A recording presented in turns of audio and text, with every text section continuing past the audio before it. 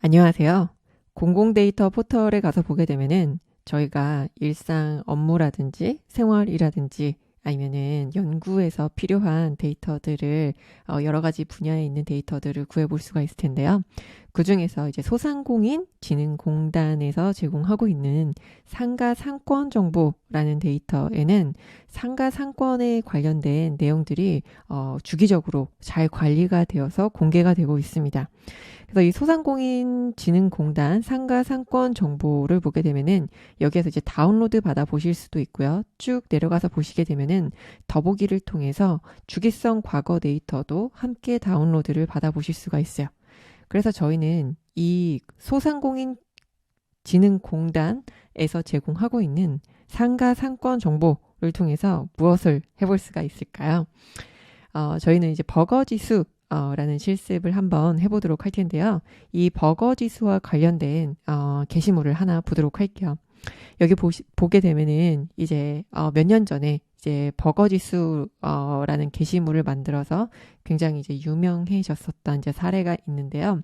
그래서 터미널에는 이제 롯데리아, 동네에 맥도날드, 강남에는 이제 버거킹이 있다. 그래서 여기에 보게 되면은 이 주피터 노트북을 이제 처음 만들게 된 이제 계기가 여기에 있는 이런 트위터의 한 게시물에서 이제 시작이 되었다라고 이 블로그 글에도 나와 있는데요. 한 도시의 발전 수준은 버거킹의 개수, 맥도날드의 개수, KFC의 개수 나누기 롯데리아의 개수를 계산하여 높게 나올수록 더 발전된 도시라 할 수 있다. 그래서 실제로 정말 이 버거 지수가 유효한지에 대해서 파이썬과 판다스 그리고 이제 파이썬 라이브러리를 활용을 해서 이 내용을 한번 직접 구해 봤었던 주피터 노트북이 있었어요. 그래서 여기에서 보게 되면 이제 분석 과정을 담은 아이파이썬 노트북을 이제 공개까지 해 두었는데, 그래서 이 게시물이 굉장히 이제 유명해져서 막 신문 기사에도 나오고, 그 다음에 여러 사람들이 이 주피터 노트북의 내용을 보고 많이 따라해 보기도 했었는데요. 지금 현재 이제 서울대학교 교수님이시기도 한 이제 장혜식 교수님께서 만드신 게시물이기도 합니다. 그래서 여기에 있는 이제 주피터 노트북을 보게 되면은 이제 버거 지수는 진짜 도시의 발전 수준을 반영할까? 라고 이제 제목이 되어 있죠. 그래서 이 트위터 게시물에서 시작이 돼서 이 분석을 했는데요. 여기에 있는 이제 분석 내용을 보게 되면은 이제 버거킹 이제 웹사이트, 그 다음에 이제 그 맥도날드의 웹사이트라든지 롯데리아의 웹사이트에서 직접 이제 매장 정보를 수집을 해서 그 매장이 이제 그 도시별로 얼마나 이제 많고 적은지를 데이터를 전처리해서 직접 분석을 했는데요. 이렇게 데이터를 수집을 해서 분석을 하는 방법도 있겠지만 저희에게 이제 공공데이터 포털에서 이 제공하고 있는 소상공인 진흥공단의 상가 상권 정보를 이용해 볼 수도 있을 거예요. 그래서 현재 이 버거킹이라든지 롯데리아라든지 KFC 같은 이제 기업에서 이제 웹사이트들을 이제 주기적으로 업데이트 시키면서 변경을 하다 보면은 기존에 잘 돌아갔었던 이런 데이터 수집하는 코드들이 동작을 하지 않게 돼요. 그래서 다시 이 수집하는 코드를 변경해 주든지 해야 될 텐데요. 여기에서는 직접 수집하는 방법을 사용을 하는 게 아니라 여기 공공데이터 포털에서 제공하고 있는 데이터를 통해서 여기 게시물에 있는 이제 버거 지수를 유사하게 구해 보도록 할 거예요. 그러면은 여기에서 구한 이 버거 지수 한번 보도록 할 텐데요. 이 버거 지수 보게 되면은 이렇게 일단 각각의 이제 버거 회사마다 햄버거 회사마다 그 매장의 그 정보를 수집을 해서 실제로 이제 버거킹, KFC, 맥도날드의 매장 수가 어느 정도가 되는지 전체 매장 숫자를 이제 빈도를 계산해 보기도 했고요. 그 다음에 각각의 이제 버거킹과 맥도날드, 버거킹과 KFC, 맥도날드와 KFC 이렇게 해서 얼마나 이제 상관관계가 있는지 상관계수를 구해서 보기도 했어요. 여기에 보게 되면은 이 숫자들이 상관계수를 의미를 하고 있는데요. 이 상관계수는 1에 가까울수록 높은 상관을 가지게 돼요. 예를 들어서 이제 버거킹 매장이 많아질수록 KFC 매장도 많아진다든지, 그래서 지역별로 버거킹 매장이 많은 곳은 KFC 매장도 많다. 근데 버거킹 매장이 적은 곳은 KFC 매장도 적다. 이렇게 이제 해석을 해볼 수가 있는 거죠. 그리고 이제 여기에서도 이제 맥도날드 매장 수가 많은 곳에는 KFC 매장 수도 같이 많은지 하고 봤더니 이제 이런 이상치들이 조금씩 보이고, 버거킹과 맥도날드도 보게 되면은 이제 상관계수가 그렇게 높다라고 보기는 어려워요. 근데 이제 버거킹이 많을수록 KFC가 많아지는지 에 대한 상관계수를 보게 되면은 0.75로 이제 다른 매장들끼리 비교했을 때에 비해서 버거킹과 KFC는 제법 상관계수가 높다라고 볼 수가 있습니다. 그러면은 이거는 이 당시 여기에 보면 이제 언제 분석한 노트북인지도 나와 있는데요. 이 노트북은 2015년에 만들어진 주피터 노트북이에요. 그래서 지금 현재 시점과는 차이가 있을 수도 있고요. 그 다음에 이 주피터 노트북과 블로그 게시물에 보게 되면은 그야말로 이제 재미로 구해본 내용이기 때문에 너무 진지하게 생각하기보다는 이런 방법으로 공공데이터 포털에 있는 공공데이터를 우리가 활용해 볼 수 있구나 라는 점에 더 초점을 맞춰서 보시면 좋겠다라는 생각이 들어요.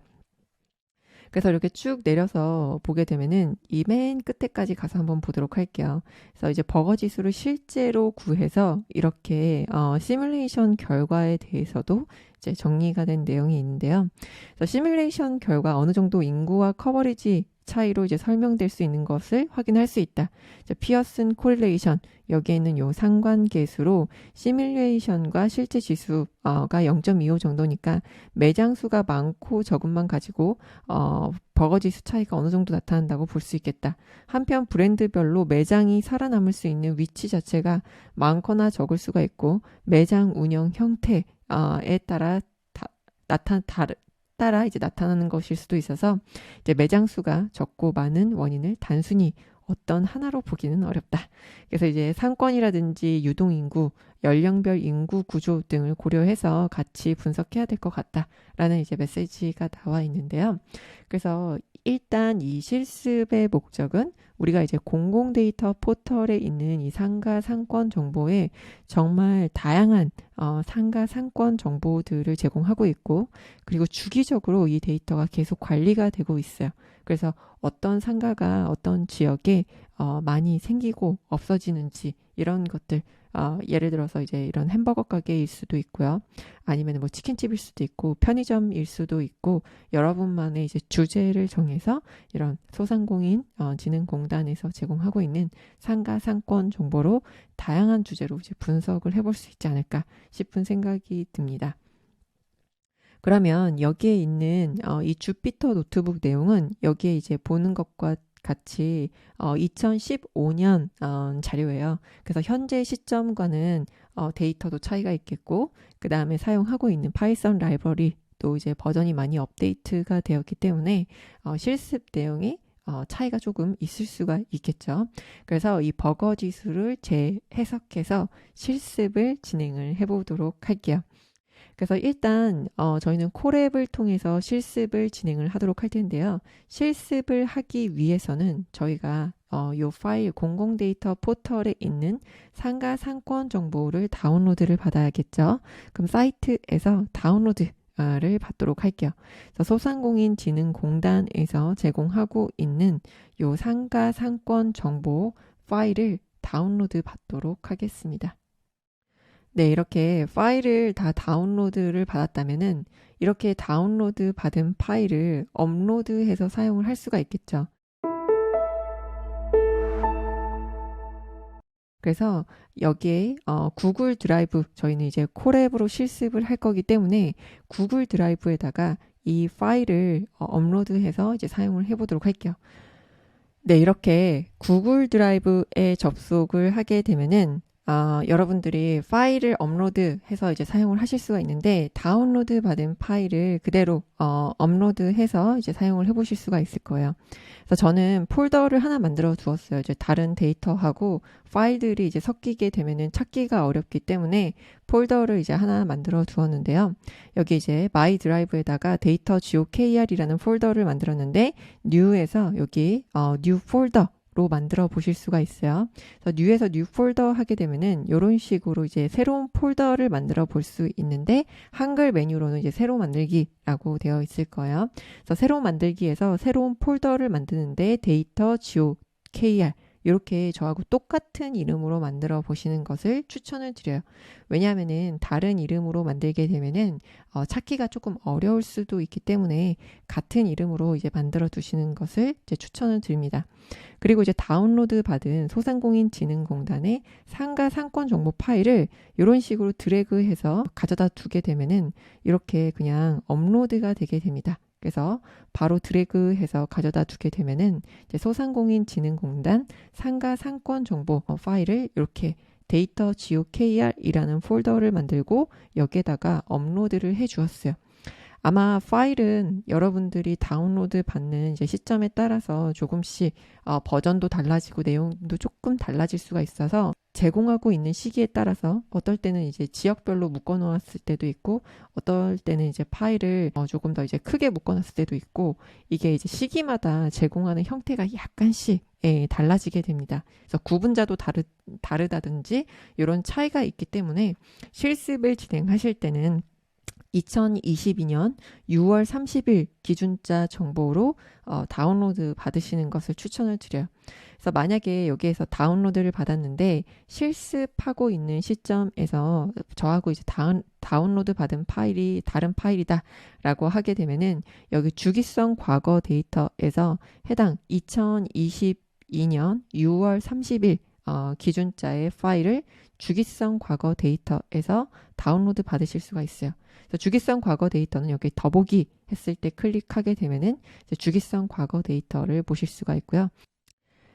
네, 구글 드라이브에다가 이렇게 파일 업로드를 해 주었다면 우리가 이제 폴더명도 만들고 파일도 이렇게 업로드를 해 주었다면 이제 콜앱으로 가서 직접 실습을 진행을 해 보도록 할 텐데요. 일단 콜앱 연결을 해 주시도록 할게요. 연결이 되면 이렇게 초록색 불이 들어오게 되고요. 그 다음에 코리아나이즈 매플랄립이라는 것을 설치를 해주도록 할 텐데 이 코리아나이즈 매플랄립은 무엇이냐면 매플랄립 기반의 이제 시각화를 하다 보면은 이제 한글 폰트를 지원하지 않는 문제가 있어요. 그래서 한글 폰트를 이제 사용할 수 있도록 별도의 설정이 필요한데 이 코리아나이즈 매플랄립은 설치하고 임포트 해 오는 것만으로도 한글 폰트를 사용할 수 있게 해줍니다. 이 매플랄립 기반의 데이터 시각화 도구들이 이제 한국인이 만든 데이터 시각화 도구가 아니다 보니까 이런 이제 한글 폰트에 대한 고려가 필요하다라는 점을 알아주시면 좋겠습니다. 그러면은 이어서 다른 필요한 라이브러리 로드를 해보도록 할 텐데요. 일단 데이터 분석에 필요한 판다스를 PD라는 별칭으로 불러오도록 하고요. 그 다음에 데이터 시각화에 필요한 시본을 SNS로 불러오도록 할 텐데 이 시본이라는 라이브러리는 이 매플랄립의 파이플롯을 사용하기 쉽게 한번 이렇게 감싸 놓은 추상화해 놓은 도구다라고 보시면 됩니다. 그래서 시본에서는 통계적인 연산과 데이터 시각화를 함께 제공을 하고 있습니다. 그럼 이제 코리아나이즈 매플랄립을 통해서 한글 폰트 시각화할 때 이제 한글 폰트가 잘 시각화가 되도록 이제 코리아나이즈 매플랄립까지 불러오도록 하고요. 그 다음에 이제 GLOB를 불러오도록 할 텐데 우리가 다운로드 받은 파일의 압축을 해제하게 되면은 파일이 꽤 여러 개가 있어요. 그래서 여러 개의 파일을 이제 한 번에 읽어와서 특정 규칙을 통해서 이제 쉽게 읽어오기 위해서 이 GLOB라는 이제 라이브러리를 사용을 하도록 할게요. 그래서 이제 Shift Enter 키 누르게 되면은 이렇게 이제 셀 실행을 해주게 되고요. 그래서 GLOB는 유닉스 스타일의 경로면 패턴 확장이다 라고 간단하게 여기 공식 문서에 링크도 해 두었는데요. 이 공식 문서 링크도 한번 이제 확인해 보시면 좋겠습니다. 그러면 우리가 올려놓은 구글 드라이브에 마운트 해주게 되면은 구글 드라이브에 있는 그 파일 공공 데이터 포털에 올려둔 공공 데이터 포털에서 이제 다운로드를 받은 파일을 읽어올 수가 있을 텐데요.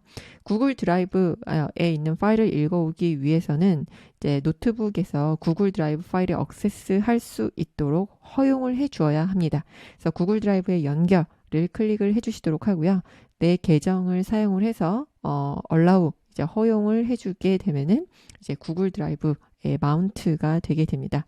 그래서 이제 구글 드라이브 마운트가 되었다라고 하게 되면은 내 구글 드라이브에 연결을 해서 이제 파일을 읽어올 수가 있어요. 그래서 만약에 이제 파일이 업로드 되지 않았다 하게 되면은 이 구글 드라이브의 마이 드라이브에 가서 여기다가 뉴에서 이제 폴더 하나 만들고 이 폴더 이름은 저랑 똑같은 이름으로 데이터 GOKR로 만드는 것을 추천을 드립니다. 그 다음에 이제 다운로드 받은 파일 잘 올려두었다 라고 하게 되면은 그 경로에 파일이 있는지를 한번 확인해 보도록 할 텐데요. 일단 위와 같이 콘텐츠의 드라이브로 마운트를 했다면 드라이브에 마이 드라이브 그 다음에 내가 만든 경로 해서 이 파일을 불러올 수가 있어요. 그래서 이제 GLOB를 통해서 이 경로에 해당 파일이 있는지를 먼저 보도록 할 텐데 만약에 한 글자라도 이렇게 틀리다라고 하게 되면은 아무런 이제 목록도 가져오지 않아요. 그래서 이제 이 파일명이 정확하게 맞고 그리고 이제 파일을 잘 읽어오는지 우선 확인해 보는 것을 추천을 드립니다. 파일 경로가 틀렸는데 다른 데서 이제 무엇이 잘못됐지 하고 이제 고민을 하게 되면은 이제 어디에서 이제 잘못됐는지 문제를 찾기가 어렵기 때문에 이렇게 GLOB를 통해서 해당 구글 드라이브의 그 파일 경로가 보이는지 잘 읽어오는지 확인을 해 주시도록 할게요. 이렇게 파일이 잘 보인다라고 하게 되면은 이 파일은 G 파일 형태로 압축이 되어 있죠. 그래서 압축을 해제를 해야지 우리가 이제 사용하기 쉬운 형태로 나오게 되는데 여기에 보면은 이렇게 CSV 파일로 압축이 해제가 돼서 강원, 경기, 경남, 경북, 광주, 대구, 대전 이런 식으로 CSV 파일이 압축이 해제가 되면서 보이는 걸 확인해 볼 수가 있어요. 그래서 왼쪽에 폴더를 클릭해 보게 되면은 이렇게 압축이 해제된 파일들 CSV 파일의 목록이 보이게 됩니다. 이 압축이 해제된 CSV 파일은 만약에 내가 이 콜앱을 다시 열었다. 그래서 초기화가 되었다라고 하게 되면은 다시 이제 다운로드 받아서 이렇게 압축을 해제해 주어야지만 이 구글 콜앱에서 불러와서 사용을 하실 수가 있어요. 그 다음에 파일이 안 보인다. 이렇게 압축 해제가 잘 되었다라는 문구가 출력이 됨에도 불구하고 이 왼쪽에 파일이 안 보인다면 이 드라이브 모양의 세로 고침을 눌러주게 되면은 이 파일 목록들이 잘 보이게 됩니다. 그래서 파일이 압축이 잘 해제가 된 것을 보이는데 여기에 보면은 파일이 한두 개가 아니에요. 그래서 이거를 일일이 다 타이핑을 해서 불러오기에는 우리가 무리가 있어 보이죠.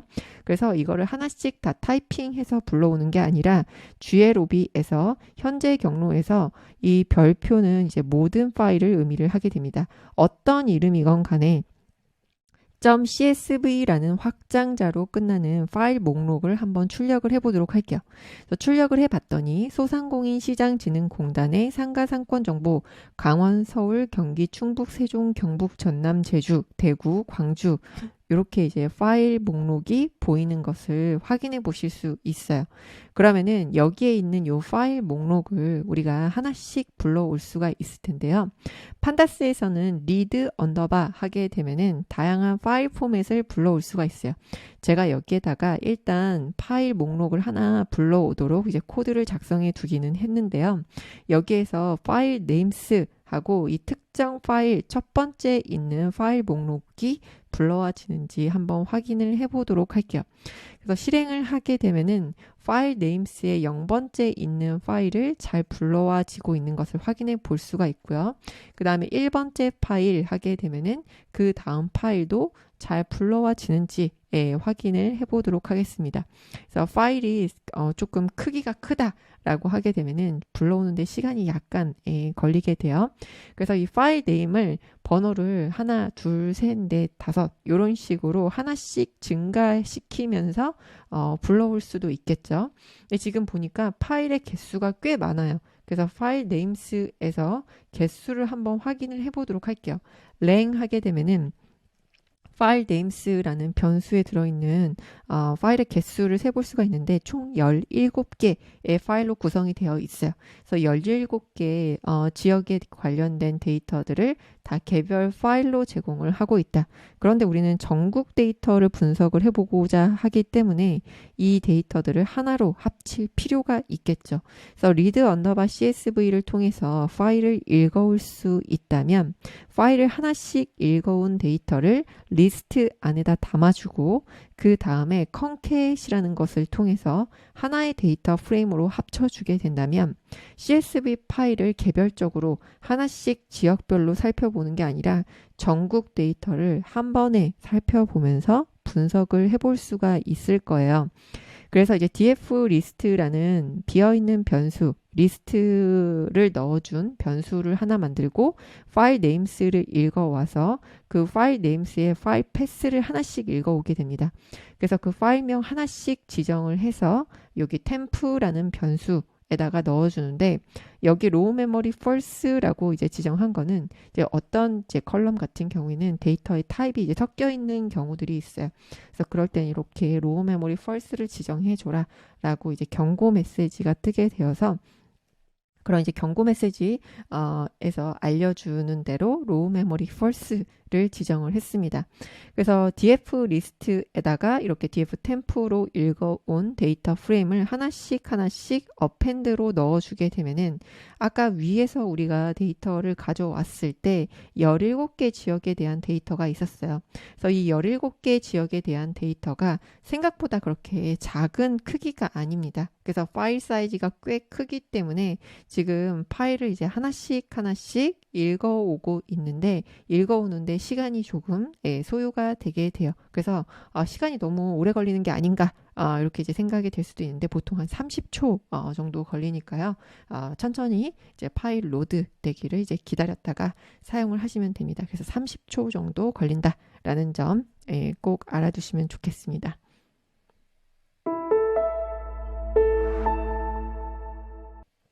네, 저는 지금 40초 정도가 걸렸네요. 그래서 파일 17개가 사이즈가 꽤 크기 때문에 이렇게 30에서 40초 정도 소요될 수 있다라는 점 알아두시도록 하고요. 그러면은 파일 17개를 리스트 형태로 이렇게 append해서 반복문 안에서 리스트 안에다 담아 주었는데요. 하나의 데이터 프레임으로 이제 합치고자 해요. 그러면 이제 concate을 사용해서 이제 합칠 수가 있는데요. 컬럼 이름이 다 똑같다. ABCD 이렇게 되어 있다면 concate을 사용하게 되면은 이런 식으로 하나로 데이터를 이제 합쳐 볼 수가 있어요. 그래서 기본 값으로 axis가 0으로 되어 있는데 이 axis라는 거는 이제 행을 중심으로 합칠 건지 열을 중심으로 합칠 건지를 의미를 하게 돼요. 그래서 이제 행을 기준으로 이렇게 합쳐 주게 되면은 이제 axis 0을 사용하게 되면은 데이터 프레임 하나로 합쳐서 분석하기 좋은 형태로 만들어 보실 수가 있어요. 만약에 옆으로 붙이고자 한다. 인덱스 번호가 같은 것끼리 옆으로 붙이고자 한다 하게 되면은 엑시스의 1을 사용을 하면 되고요. 그 다음에 이렇게 붙이게 되면은 결측치 값 없는 값들 왼쪽 데이터에는 있지만 오른쪽 데이터에 이제 없는 데이터 같은 경우에는 0번, 1번 인덱스가 이 오른쪽에는 없단 말이죠. 그러면은 그럴 때는 이런 값들이 NaN 결측치 값으로 들어가게 되는데 이제 이너 조인을 사용을 하게 되면은 이런 결측치 없이 요 인덱스 값이 양쪽에 다 존재하는 값에 대해서만 합쳐주게 됩니다. 그래서 이제 조인의 이너 사용하게 되면은 인덱스 값이 있는 거 끼리만 이제 합쳐준다라는 점도 알아두시면 좋겠습니다. 그러면 컨캣을 통해서 위에서 df 리스트라는 변수에 넣어준 값들을 하나로 데이터 프레임으로 합쳐주도록 할게요. 그래서 컨캣하고 합쳐주었더니 지금 전체 행의 개수가 200만 개가 넘습니다. 그래서 236만 3,994개 그리고 컬럼의 개수도 39개로 꽤 크기가 큰 것을 확인해 볼 수가 있는데요. 그럼 이제 df.head와 tail을 통해서 어떤 데이터들이 들어있는지 한번 살펴보도록 하겠습니다. 그래서 데이터를 살펴보게 되면은 이제 상가업소 번호, 상호명, 지점명, 그 다음에 상권업종 대분류 코드, 대분류명, 중분류 코드, 중분류명, 그 다음에 뭐 건물 관리 번호, 동정보, 층정보, 호정보, 경도, 위도와 같은 이제 정보들이 있어요. 그래서 컬럼의 개수가 39개로 꽤 많이 변수가 꽤 여러 개다라는 것을 이제 확인해 보실 수가 있어요. 그래서 df의 컬럼스하고 이제 출력을 해 보게 되면은 컬럼 이름이 위에서 확인해 봤었던 것처럼 꽤 많이 있다. 라는 걸 확인해 볼 수가 있죠. 그 다음에 기본적으로 이제 기본 정보를 보고 싶다 하게 되면은 df.info를 통해서 해당 데이터 프레임에 대한 정보를 보실 수가 있어요. 그래서 위에서 확인해 봤던 것처럼 행의 개수가 200만 개 정도가 되고 컬럼의 개수가 39개인데 여기에 보게 되면 이제 오브젝트 타입의 데이터, int라든지 아니면 이제 플롯 형태의 데이터, 이런 데이터의 타입도 함께 확인을 해 보실 수가 있어요. 그런데 여기에 있는 컬럼들이 우리에게 모두 다 필요한 데이터가 아니에요. 그래서 필요한 컬럼, 우리가 사용한 컬럼만 남기도록 할 텐데요. 상호명, 상권업종 대분류명, 시도명, 시군구명, 도로명 주소, 경도, 위도를 남기도록 할게요. 그래서 판다스에서는 여러 개의 컬럼을 이렇게 데이터 프레임에서 인덱싱해서 가져올 때는 리스트 형태로 넣어 주어야지만 여러 개의 컬럼을 가져올 수가 있습니다. 그래서 인덱싱하는 대괄호 안에 리스트 형태로 여러 개의 컬럼들을 지정해 주었고요. 그 다음에 df에다 다시 써주도록 하는데 카피하게 되면은 깊은 복사를 하게 됩니다. 그래서 깊은 복사 를 해주도록 하고요. 이 카피, 깊은 복사와 얕은 복사의 차이는 이제 사본을 생성을 했을 때 이제 원본에 영향을 주느냐, 주지 않느냐, 이런 차이가 있는데 이제 카피를 해서 이 df라는 변수 안에 있는 값들, 이제 깊은 복사를 해서 넣어주도록 했어요. 원래는 39개의 컬럼이 있었는데 지금 컬럼의 개수 7개로 굉장히 작게 줄어든 것을 확인해 보실 수가 있어요. 그래서 저희가 정말 사용할 컬럼, 상호명, 상권업종 대분류명, 시도명, 시군구명, 도로명 주소, 경도, 위도 정도를 이제 사용하도록 하고 만약에 도로명 주소도 사용할 필요가 없다 하게 되면은 상호명, 시도명, 시군구명, 경도, 위도 정도만 사실 남겨두어도 이 데이터에서 우리가 버거 지수를 충분히 계산을 해볼 수가 있을 거예요. 시도명과 시군구명이 있기 때문에 상호명에서 이게 어떤 데이터인지 뭐 예를 들어서 롯데리아인지 버거킹인지 KFC인지와 관련된 데이터를 이 상호명을 통해서 추출을 해보고 만약에 그 상호가 상권업종 대분류명이 음식이 아니다 라고 하게 되면은 그건 이제 같은 상호를 가지고 있는 이제 다른 업종일 수도 있기 때문에 상권 업종 대분류명을 통해서는 그 해당되는 업종이 맞는지 이런 부분들을 이제 확인을 해 보실 수가 있겠죠. 그래서 200만 개의 데이터에서 39개의 컬럼이 있던 거를 7개의 컬럼으로 줄였어요. 그럼 df의 info를 통해서 다시 한번 이제 확인을 해 보도록 할 텐데요. 메모리 크기가 144메가로 줄어들었어요.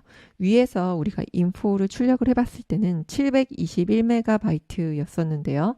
컬럼을 많이 줄여주었더니 이렇게 메모리 크기도 줄어들었다라는 것을 확인해 볼 수가 있어요.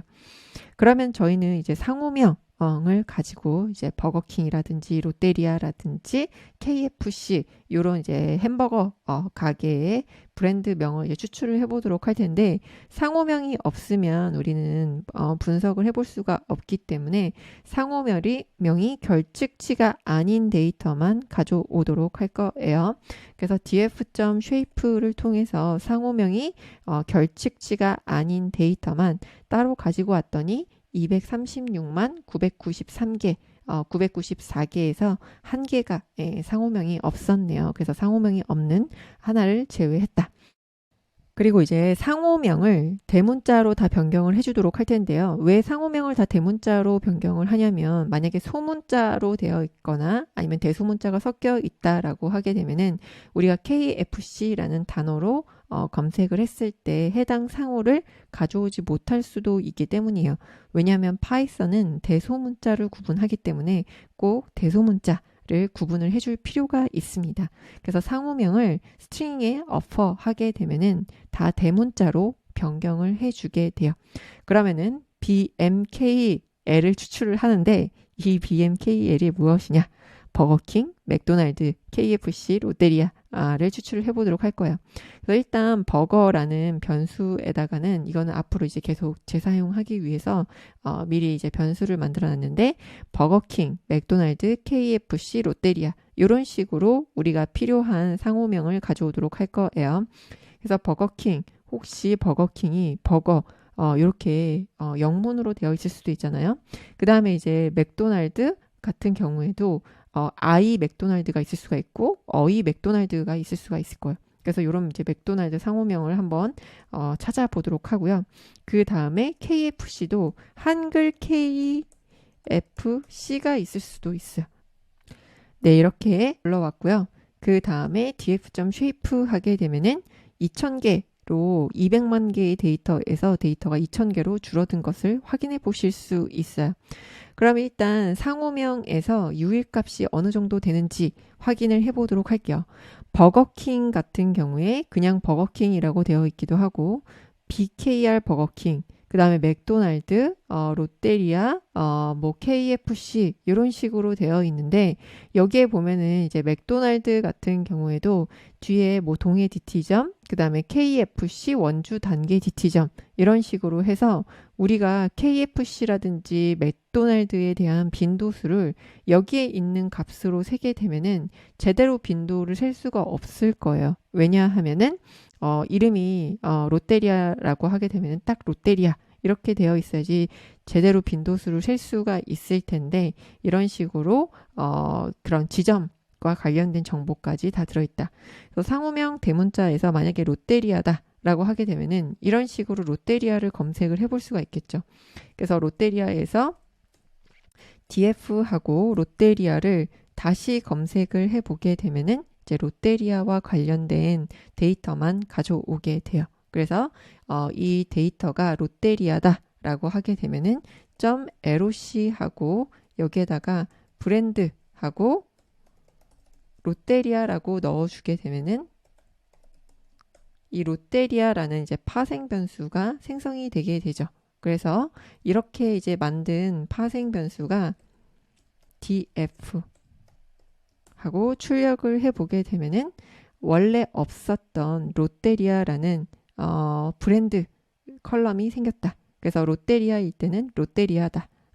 그 다음에 이제 롯데리아 홈플러스 울산 이렇게 되어 있는데 롯데리아로 이제 바뀌었어요. 그래서 롯데리아일 때는 이제 롯데리아 다른 지점명은 이제 빼고 만들어 주도록 했는데 우리가 이제 브랜드 파생 변수를 만들어 줄 때 그 버거 위에서 만들어 준 변수가 있었어요. 그래서 이 변수를 이제 순회하면서 저희가 하나씩 파생 변수를 이제 만들어 주도록 할 텐데 여기에서 이제 버거킹, 맥도날드, KFC, 롯데리아 이렇게 만들어주는 거예요. 그래서 일일이 하나씩 지정을 해주는 게 아니라 버거킹, 맥도날드, KFC, 롯데리아 이런 식으로 이제 지정을 해주도록 할게요.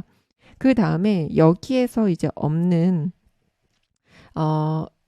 이 맥도날드가 맥도날드 어휘로 되어 있거나 아니면 이제 KFC 같은 경우에도 한글 KFC로 되어 있는 경우가 있을 거예요. 그래서 그런 예외 처리를 따로 이제 해주셔야 되는데 여기 밑에서 만약에 KFC다 그렇게 되면은 여기 브랜드 명에다가는 KFC를 넣어주도록 그래서 이런 예외 처리도 같이 해주어야지 만약에 다른 이제 한글로 되어 있다 그 맥도날드 같은 경우에는 맥도날드 혹시 이렇게 오타가 나 있는 경우에도 맥도날드 일관되게 이제 만들어준다라고 해주시면 좋겠습니다. 그래서 이거 외에도 이제 상호명이 혹시라도 이제 잘못되어 있는 경우가 있을 수가 있어요. 그래서 그런 경우에는 이런 식으로 이제 전처리를 이제 해주시면 되고요. 그래서 df하고 파생 변수가 잘 생성이 되었는지 확인을 해보도록 할게요. 그럼 이제 상호명에 이제 브랜드명, 이렇게 브랜드명이 생겼는데요. 상호명과 브랜드명만 보도록 하겠습니다. 그럼 상호명, 컴마하고 브랜드 이렇게 출력을 해보게 되면은 상호명과 브랜드명을 이제 비교해 보실 수가 있죠. 그래서 버거킹일 때는 버거킹, 뭐 맥도날드일 때는 맥도날드, 롯데리아일 때는 롯데리아 이런 식으로 이제 만들어 주었어요. 그래서 이제 제대로 한번 만들어졌는지 확인을 해보고 싶다. 상호명에 이제 맥도날드가 들어가는 것만 찾고 싶다. 그럼 LOC하고 LOC하고 조건을 써주실 수가 있습니다. 맥도날드가 들어가는 거에 대해서 변수가 있는지 봤더니 이렇게 어이 맥도날드는 없어요. 그러면은 맥도날드가 잘 만들어졌는지 보게 되면은 이렇게 뭐 DT점, 뭐 울산, 뭐 호계, SK 이런 식으로 지점명이 이제 쓰여져 있는 것들도 브랜드명이 다 맥도날드로 일관적으로 들어가 있는 것을 보실 수가 있고요. 그 다음에 KFC도 확인을 해보도록 하겠습니다. KFC. 그래서 우리가 데이터 전처리를 해서 이런 파생 변수를 만들어 주었거나 할 때는 꼭 확인해 보시는 것을 제 추천을 드려요. 한글 KFC가 있는지도 확인해 보도록 할게요. KFC 이런 식으로 혹시라도 한글로 된 상호명이 있는지 봤더니 한글로 된 상호명은 보이지 않습니다. 그 다음에 버거킹도 보도록 하겠습니다. 그러면은 이제 버거킹도 이렇게 상호명에 다른 이름이 들어가 있는 텍스트들을 제외하고 딱 이렇게 깔끔하게 버거킹이라고 브랜드명을 남겨두었습니다. 그리고 이제 브랜드별로 매장 수를 한번 세어보도록 할 텐데요. 우리가 그 버거지수 주피터 노트북에서 봤었던 것처럼 각각의 브랜드별로 이 브랜드라는 컬럼만 가지고 와서 배유 카운트 하게 되면은 각각 브랜드마다의 빈도를 세게 돼요. 그래서 롯데리아, 맥도날드, 버거킹, KFC에 대한 빈도수를 세어봤더니 롯데리아가 가장 많고 다음으로 맥도날드, 버거킹, KFC 순이다라는 것을 보실 수가 있어요. 그래서 여기까지 일단 브랜드별 이제 매장 수의 추출까지 했는데요. 여기까지 했다면 이제 전국 시도별로 상호수와 버거 지수를 직접 한번 이제 구해 보도록 하고요. 그 다음에 시군구별로 이제 상호가 몇 개가 되는지, 그래서 버거킹이 몇 개고 롯데리아가 몇 개가 되는지 이걸 시도별, 시군구별로 분석해 본 뒤에 시각화까지 진행을 해 보도록 하겠습니다. 그러면은 다음 영상에서 또 이어서 진행을 해 보도록 할게요. 네, 감사합니다.